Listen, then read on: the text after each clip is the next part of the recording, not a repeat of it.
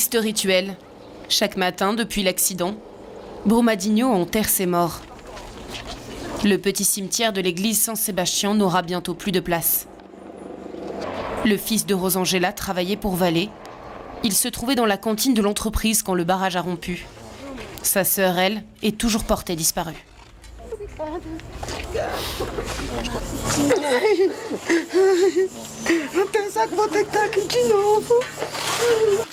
La plupart des habitants ont un proche disparu dans la catastrophe. La compagnie vient d'annoncer qu'elle verserait à chaque famille des victimes 25 000 € d'indemnisation. Vous croyez que j'en veux de leur argent? Vous pensez que ça peut racheter la vie de mon fils? Même s'ils vendaient toute leur mine, l'argent ne vaudrait pas la vie de mon fils et de ma sœur. Tout cet argent sale gagné au prix de vie humaine, voilà ce que c'est.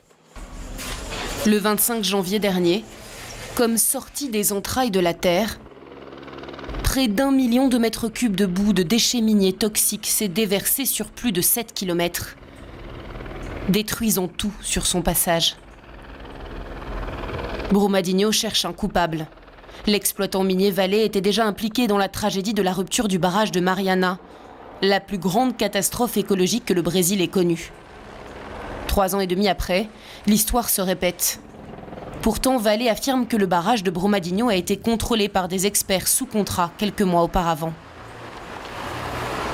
Diego Muniz était camionneur en charge de transporter les déchets miniers. Parte mais cinza é minério de ferro misturado, né? Diego était en congé quand l'accident a eu lieu.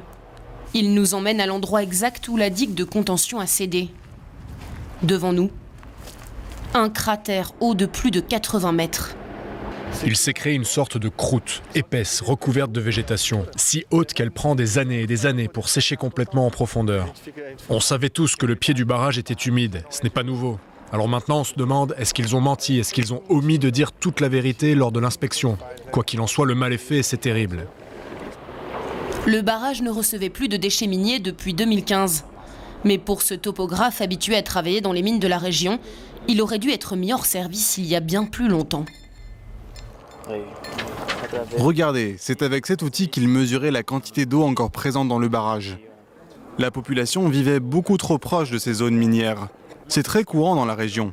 Les distances sont beaucoup trop rapprochées. L'heure est donc venue de revoir en profondeur l'aménagement de ces zones. Muito pequeno essa distância. Então é hora de revisar tudo. Une tragédie annoncée selon lui.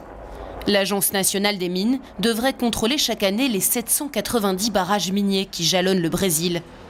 Mais avec seulement 35 inspecteurs, elle n'a pu en vérifier que 3% l'an dernier. À Brumadinho, ce jour-là, la présidente du Parti des travailleurs est venue constater les dégâts. Gleisi Hoffmann a participé à l'élaboration de la loi sur la sécurité des barrages en 2010. Il y a peu de temps, le Congrès national a amendé et assoupli la législation que nous avions fait voter, ce qui est horrible. Donc c'est le poids du lobby qui a fait ça? C'est d'abord le poids du vote des députés qui ont été élus, et bien évidemment le poids des lobbies des entreprises du secteur minier, qui s'organisent pour faire pression. Pourtant illégal au regard de la loi brésilienne, le lobbyisme est omniprésent, une réalité dénoncée depuis des années par ce mouvement de victimes des barrages. Ce sont les entreprises minières qui rémunèrent directement les experts qui attribuent les licences de conformité environnementale. Elles financent aussi une partie des coûts d'inspection des barrages. Il est donc évident que ces entreprises font ce qu'elles veulent et que l'État a du mal à les contrôler. Et puis il y a aussi les échanges de faveurs. Contactée à plusieurs reprises, la compagnie Vale n'a pas répondu à nos questions. La catastrophe de Brumadinho a traumatisé toute la région. À une centaine de kilomètres, à Congonhas, les habitants réunis cette nuit-là en assemblée générale n'arrivent plus à dormir depuis l'accident.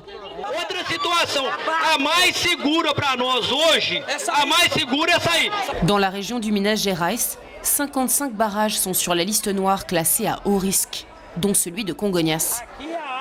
Essa área vermelha aqui é a área dos nossos bairros aqui, essa é a barragem. Construit il y a 10 ans par l'entreprise minière CSN, sans aucune consultation préalable de la population, il surplombe Congonhas. 7 fois la taille de Brumadinho. S'il venait à céder, il engloutirait plus de la moitié de cette ville minière classée au patrimoine mondial de l'UNESCO. ce quartier populaire disparaîtrait entièrement.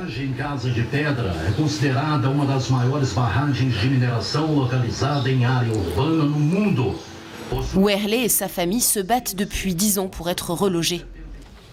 Vous voyez le barrage, il est juste là en haut. On ne peut plus vivre dans cette situation. C'est complètement irresponsable de laisser vivre des gens dans une ville avec cette bombe au-dessus de nos têtes, prête à exploser à tout moment. Une bombe à retardement. Et qui peut vraiment nous garantir qu'elle n'explosera jamais? Personne. La justice vient d'interdire à l'État du Minas Gerais d'octroyer ou renouveler des licences d'exploitation de nouveaux barrages miniers dans la région. En cette rentrée parlementaire brésilienne, le gouvernement a promis quant à lui de faire réviser la loi sur la sécurité des barrages.